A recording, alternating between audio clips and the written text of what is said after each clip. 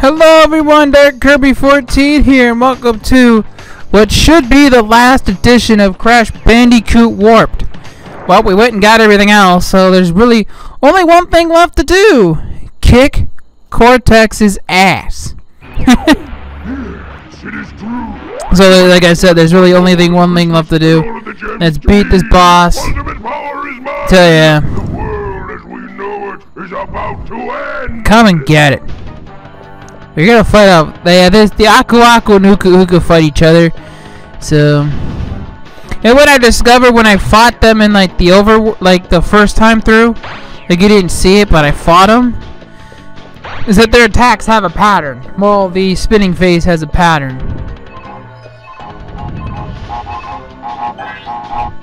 Well, that's what I discovered. It's got a pattern. Like it's just got like a thing it does. Like, you'll see it. This is the spinning face coming up.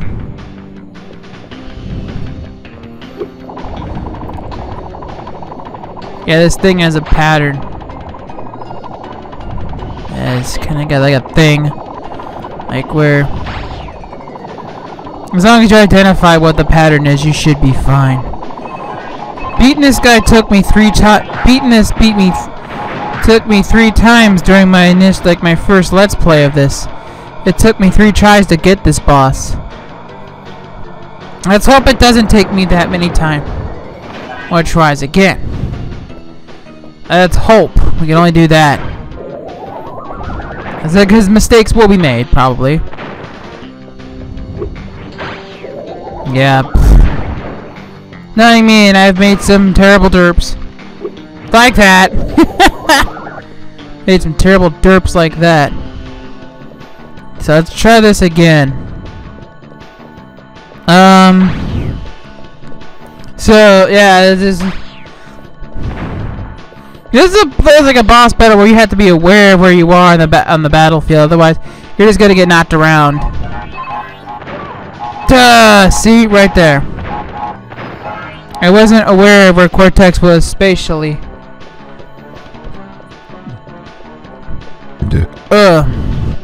So I kind of messed myself up there. Anyway,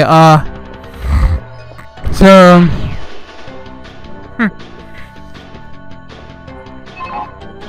yeah, this part shouldn't be too far. Let's hopefully we can get it down this time. Those things won't help you, but they won't hurt you if you blow Cortex into them. But don't try and take too far in this boss. I mean, this boss can't trip you up if you take too long, so I tried not to take too long on this boss. What am I gonna do next? So, well, the thing of it is, I would do something next Sunday, but I got another reclamation project to do. And people, I've been asked it, like, why are you doing these again? It's like, I feel like it's a punishment to me. Like, where I'm being punished for being a screw-up, for screwing it up. To where I messed it up, so I have to, like, to atone for my mistake, I have to play through this game again. So I feel like it's me atoning for a mistake. Like, where I feel like I messed up, like, not getting this game right in terms of my Let's Play. And so that's what I truly feel it is. An atonement, really. This is it right here. Well, for that to blow up, and now I'll knock him in one more time. Yeah, that's it. It just like last time, it took me, you guessed it, 3 tries. I guess again, the 3rd time's a charm. Although that's a pretty, really cliche title. I used that last time too. I remember that. I used that. So I feel better now that I've gotten it right. And that it's done right. And what I mean by done right is that it's got good quality to it.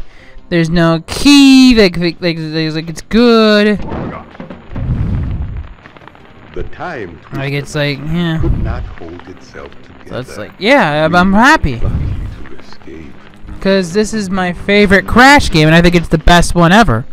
And I'm sure there's not a, and I've said this before, there's wouldn't be a lot of people who would disagree with that. Maybe Cortex Strikes Back would really be it. It's not like Cortex wasn't bad, but it was definitely flawed. It's not like the other Crash Bandicoot games where it's not really noticeable. There really aren't any flaws to it. So it's not like the other Crash games where, well, and I specifically mean I specifically mean Crash of the Titans and Mind Over Mutant. Those are just awful. And probably why we haven't seen a Crash game since. For good reason. Yeah, screw you, Activision. Ruining our childhoods. Who said you could do that? We did not give you permission to go ruin our childhoods. That we most certainly did not do. But you did. Because you are a jerk.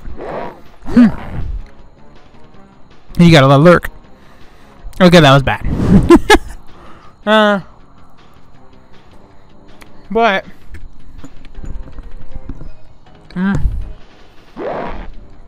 there's just so many things wrong with it. I bet they got on the lazy train with that. And that was my big beef with Crash Tag Team Racing, is they got on the lazy train. Where I could sit back in the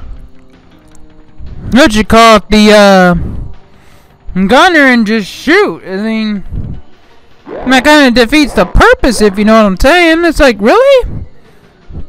It kind of defeats it. So, yeah. That one didn't make sense to me. Right? I don't understand. So Clancy Brown needs to keep doing Uka, and Mel Winkler needs to go back to doing Aku Aku. Like I said, Nolan North, who did Grim who did Grim and Billy and Mandy, that wasn't a bad ghost. That wasn't a bad person to do it. But it should always be Mel Winkler. It should be that old wise voice. And Uka Uka should be that sinister sounding voice, not John DiMaggio, who did a great Bender.